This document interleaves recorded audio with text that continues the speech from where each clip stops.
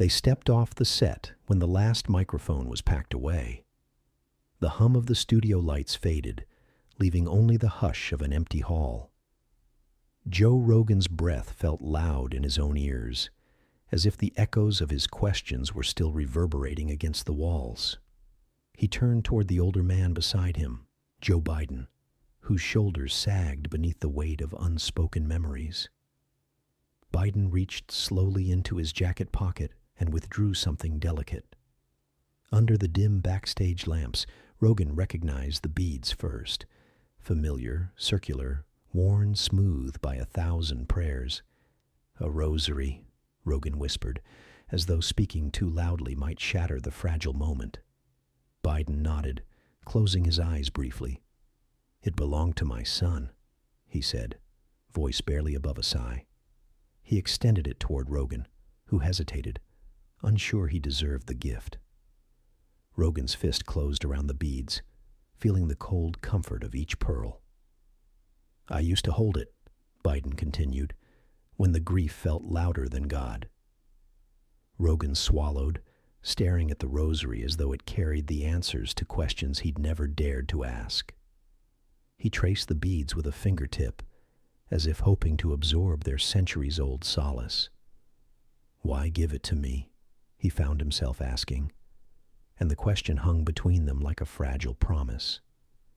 Biden lifted his gaze, steady, compassionate, searching. "Because I've heard you speak like a fighter. But today, I heard the sound of a man still searching for peace." His hand landed gently on Rogan's shoulder, a lifeline offered in the quiet aftermath of bright lights. Rogan's breath stuttered. His voice caught in his throat, unprepared for tenderness. He whispered, "I didn't think anyone saw that part of me." The words trembled with vulnerability, a confession neither man could unhear. Biden's eyes glistened, as if he recognized the boy he once was in Rogan's tired silhouette. Two souls tethered by struggle, by the relentless search for meaning. They stood in silent communion, the rosary heavy with unspoken prayers. Outside, the city pulsed with life, oblivious to the exchange unfolding in the shadows. Rogan closed his eyes, as though willing himself to feel the presence he'd spent years debating into existence. The beads slipped through his fingers, each one whispering stories of loss and hope. In that hush, Rogan asked himself, what if peace isn't found in victory or victory laps, but in the spaces between questions? He wondered if faith was less about certainty and more about leaning into silence. Does God speak louder in the quiet corners of our grief than in the roar of applause? Biden's hand remained on his shoulder until the weight of the moment settled in their bones. Then, as if pulled by some invisible tether, Rogan opened his eyes and looked back at the rosary. The beads felt both foreign and familiar. He felt exposed, as though he'd revealed the part of himself he'd worked so hard to conceal. And yet, he wasn't afraid. What happens when the fighter stops fighting and finally listens? The car ride back was quiet. Rogan sat with the rosary still wrapped around his fingers, the beads clinking gently with every bump in the road. He wasn't sure why he hadn't put it in his pocket. Maybe part of him was afraid that if he let go, something fragile inside him might slip away too. His producer had said something on the way out, something about rescheduling, logistics, social media reach. Rogan had nodded, but none of it landed. His mind was elsewhere, still backstage, still caught in that moment where time felt like it stood still, where a man who had buried a son saw straight into the hollow places Rogan didn't know anyone could see. He glanced down at the rosary in his hand again, his voice low. "I'm not even Catholic," he muttered to no one in particular. "I don't pray." The driver said nothing, just kept driving. But inside, the silence was full of noise. Memories, doubts, whispers of conversations he'd avoided having with himself. Joe had built a career asking hard questions, but now the hardest ones seemed to be for himself. Why did this shake him? Was it the look in Biden's eyes, one that said, "I know pain when I see it"? Was it the realization that despite all the confidence, the laughter, the arguments, a small part of Joe had been quietly aching for someone to see through the performance? He remembered his daughter's face the last time she'd asked, "Do you believe in God, Dad?" And how he had deflected, cracked a joke, pointed to the stars, and said, "If there is one, he's got a weird sense of humor." But what if she had asked again now? He didn't have a new answer. Not yet. But he felt a shift, like something sacred had reached into the places he kept hidden even from himself, and it hadn't spoken in thunder or fire. It had spoken in grief and gentleness. He looked at the rosary, his thumb brushing over the small center bead. "I used to hold it when the grief felt louder than God." Those words wouldn't leave him. Was that what he'd been doing for years? Shouting louder than the silence, filling the void with conversations, noise, debates, to drown out the ache of something he wasn't ready to name. The car stopped at a red light. A man on the corner stood holding a cardboard sign. "Anything helps. God bless." Rogan stared at the words. He didn't know why, but they cut deeper today. He reached into his jacket, pulled out $100 bill, rolled down the window, and handed it over. No cameras, no podcast, just two men, each holding something they didn't fully understand. The man looked surprised. "Thank you.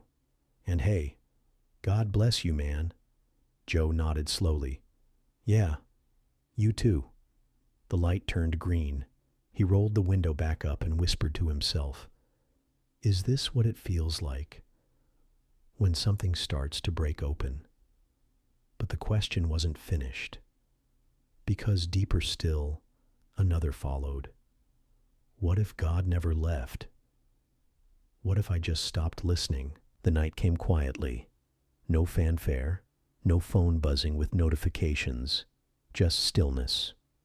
Rogan sat alone on his back porch, the rosary resting in his palm, lit faintly by the moonlight slipping through the trees. Crickets chirped. Somewhere far off, a siren wailed and faded. He hadn't told anyone about what happened after the show. It felt too raw, like saying it aloud would steal its weight, and yet the weight hadn't left him. It pressed gently, not like a burden, but like a hand on his heart, asking him to slow down. He turned the rosary over, bead by bead. It wasn't about the object. He knew that. It was what it meant. A father's loss, a son's memory, a thread of faith pulled tight across years of sorrow. His fingers stopped on one of the larger beads. A memory surfaced, sudden and unexpected. He was 15, alone in his bedroom, knees to his chest, trying not to make a sound. His parents were fighting again, and that night, the yelling felt different, colder. That was the first night he remembered asking, "Are you even real?" He didn't hear an answer, but for some reason, the silence that followed wasn't empty. It was full, like something was there, just quiet. And maybe that's why tonight unsettled him. Because Biden had spoken into a place Joe thought he'd buried with layers of logic and bravado. He took a deep breath and muttered, "God, if you're there, I'm not sure I deserve an answer." The wind rustled the trees, and for a brief moment it almost felt like a whisper. He shook his head. "I'm probably losing it."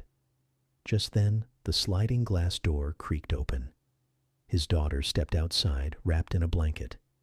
"You okay?" she asked. He looked up, startled, then smiled faintly. "Couldn't sleep." She sat beside him, pulling her knees to her chest, mirroring the same posture he had decades ago. "I saw you holding something." she said. "What is it?" He hesitated, then held it out. "It's a rosary. Someone gave it to me." She studied it gently. "It's beautiful." "Yeah," he said quietly. It was his son's. She looked at him, her eyes soft. "Did it mean something?" He nodded, but slowly. "I think it still does." They sat in silence. Then she asked, "Dad, do you ever feel like there's something more? Like, beyond everything?" He turned toward her, eyes misting. The innocence in her question, the longing in it. It reminded him of a time when questions weren't arguments, they were openings. "I used to feel that," he said honestly. "Then I got older. I got louder. Maybe too loud to hear it anymore." She leaned her head against his shoulder. "I hope you find it again." Joe swallowed hard. "Me too, sweetheart." She stood to go back inside, but paused at the door. "Dad? Yeah? Do you think maybe silence is the space where God speaks the loudest?" He didn't answer. He just stared at the rosary and wondered, have I been afraid of the silence all along? Morning sunlight filtered through the kitchen window, warm and golden. Rogan stood by the sink, slowly rinsing out a coffee mug, the rosary now resting on the windowsill, like it belonged there somehow. He hadn't touched it yet today. He didn't need to. Just seeing it was enough to stir something inside him. The day ahead promised deadlines, recordings, conversations about politics, culture, and everything in between. But none of that felt urgent right now. Something inside him had shifted, gently, like a tide pulling at the shore. He turned when his phone buzzed, a message from an unknown number. "She told me you still had it. Thank you for honoring him. J. Biden." Joe stared at it for a long while. How had he even known? Maybe his daughter had mentioned it. Maybe it didn't matter. What struck Rogan more was the word honoring. He hadn't thought of it that way. He had just received it. But now he wondered, what does it mean to honor someone else's grief? And deeper still, what does it mean to honor your own? Later that afternoon, Joe found himself in the studio, staring into the microphone before the guest arrived. He leaned back, rubbing his temples, still thinking about what his daughter had asked the night before. Is silence the space where God speaks the loudest? He used to fear silence. It was the one thing he couldn't debate. It never argued back, never defended itself. It just waited. And in that stillness, something always stirred. Doubts, fears, regrets. Or maybe something more. He picked up the rosary again, letting the beads slip through his fingers as he sat in the booth. There was a knock at the door. His assistant peeked in. "Your guest's running late." "Good," he said softly. "I need the time." She raised a brow, surprised by the gentleness in his tone. After she left, he looked down at the beads, one, then another. No words, no prayers, just the quiet rhythm of touch. Something in him longed to speak, but not into a microphone, not into the world, to God. It felt strange, almost like talking to a stranger. And yet, not quite. "I don't know if I've ever talked to you," he said under his breath. "But if you've been listening all this time, maybe I'm finally ready to say something." He paused, closed his eyes. "I'm sorry I buried everything under noise." His voice cracked. "I've been angry, loud, lost." The air felt thick, like the studio itself was leaning in to listen. "I want to believe there's something more than this world. That love isn't just chemicals. That grief isn't meaningless. That somewhere, someone's holding all the pieces we keep dropping." He opened his eyes. A tear slipped down his cheek, uninvited, but not unwelcome. And just as he wiped it away, his phone buzzed again. A voice memo from Biden. He hesitated, then played it. "Joe, when I held that rosary the first time, I didn't hear God. I just felt my son's absence. But then, after a long time, I realized absence can also be an invitation. The message ended. Joe sat there stunned. An invitation to what? That night, Rogan didn't go out. He didn't scroll through headlines or prep for the next episode. He sat in his living room, lights low, no sound except the slow ticking of the old wall clock. A rhythm that, tonight, felt like a heartbeat outside his own. The rosary was there again, this time resting on the coffee table in front of him like a question waiting to be answered. He played Biden's voice memo again. Absence can also be an invitation. Joe closed his eyes and let the words sink in. For most of his life, he'd filled the space of loss with opinions, arguments, weights he carried like armor. When people asked about faith, he'd give them philosophy. When they asked about death, he'd offer science. But he never spoke about absence, the void he felt when the laughter died down, when the guests left, when the lights went out. He thought back to his mom. She'd passed before his success came, before the podcast was a thing. One night when he was 12, he'd walked into the kitchen to find her crying over the sink, holding a little picture of his grandmother. She wiped her eyes, smiled at him, and whispered, "Sometimes grief is just love with nowhere to go." Back then, he didn't understand, but now, it felt like the truest thing he'd ever heard. He reached for the rosary, gently pressing it into his hand like it was something sacred.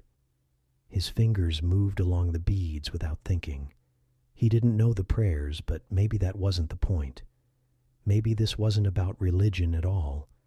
It was about remembrance, about connection. He stood up, went to his bookshelf, and pulled out an old journal he hadn't opened in years. Dust rose as he flipped through the pages. Ramblings, thoughts, old quotes, pages of confusion. One entry caught his eye, dated over a decade ago. "If there's a God, he's probably not waiting for me in a church. If he's anywhere, he's in the eyes of my daughter when she asks me the questions I'm too afraid to answer." Joe let out a breath. He didn't remember writing it, but it felt like a version of himself had tried, long ago, to start this conversation, and then walked away. Tonight, he didn't walk away. He sat down again, and this time, whispered into the silence, "I don't know if you're listening, but if you are, I think I'm ready." Silence answered, not empty, but heavy. He didn't hear a voice, didn't see a vision. Just peace. A strange, still kind of peace that made him close his eyes and let a single tear fall. And then, as if led by something deeper, he asked, "God, are you really still here, even after all the times I ignored you?" The quiet that followed wasn't cold. It felt warm, patient. And somewhere in that stillness, another question rose from deep inside him. What if I'm not too late to begin again? The next morning came slowly, as if the sun itself was reluctant to rise. Rogan stepped out onto the porch with his coffee in one hand and the rosary in the other. For the first time, he didn't feel like he needed to explain why. It just belonged now. Not as a symbol of conversion or belief, but as a thread that connected him to a deeper part of himself, and maybe something even deeper than that. He sat quietly, letting the silence wrap around him like a blanket. Birds chirped. The wind rustled through the trees, and something inside him, something he hadn't heard in a long time, was finally listening. His daughter joined him, curling up beside him without a word. After a while, she reached for the rosary in his hand and held it gently between them. "I had a dream last night," she said softly. "Oh yeah?" he replied, not wanting to break the fragile peace between them. "I was sitting at a table," she said, with Grandma and someone else. I don't know who. I think it was a man. He didn't speak, but he smiled at me like he already knew all my questions. Joe looked at her, heart caught in his throat. What were you talking about? I don't remember all of it, she admitted, but I remember what he said at the end.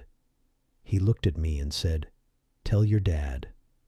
The silence wasn't a punishment, it was a preparation. Joe stared at her, unable to speak. His daughter shrugged lightly.